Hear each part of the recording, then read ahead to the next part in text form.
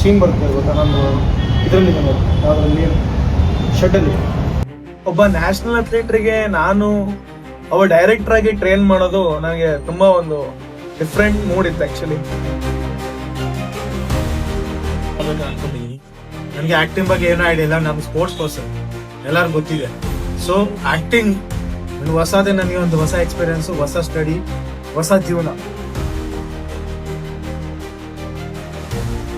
ಸೀನ್ಗಳು ನಾವು ಅಂದ್ಕೊಂಡಿರೋ ಲೆವೆಲ್ ತರಬೇಕು ಅಂತ ಈಗಿಂದನೇ ಶುರು ಮಾಡಿದೀವಿ.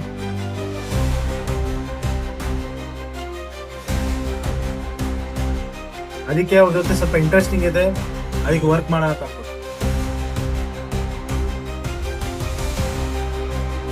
ಲೋಕೇಶ್ ರಾಥೋಡು ಜಸ್ಟ್ ಒಬ್ಬ ನ್ಯಾಷನಲ್ ಅಥ್ಲೆಟ್ ಆಗಿರ್ಲಿಲ್ಲ, ಒಬ್ಬ ಒಳ್ಳೆ ಫ್ರೆಂಡ್ ಆಗಿದ್ದಾನೆ.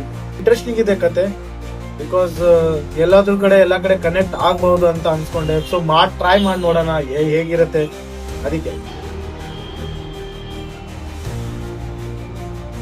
ಸೀನ್ಗಳು ಆದಷ್ಟು ಬೇಗ ನಿಮ್ ಕಣ್ಮುಂದೆ ಬರುತ್ತೆ.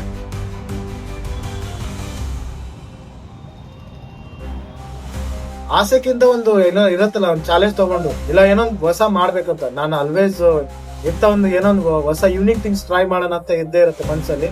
ಸೊ ಒಂದು ಟ್ರೈ ಮಾಡ್ತಾ ಇದ್ದೀನಿ ಅಷ್ಟೇ. ಪುನೀತ್ ರಾಜ್ ಕಮದಿ ಕಟ್ಸ್ ಏನಿರುತ್ತೆ ಅದು ವಿಷನ್ ಮುಖಾಂತರ ಪ್ರೂವ್ ಮಾಡಿ ತೋರಿಸ್ತೀನಿ. Thank you.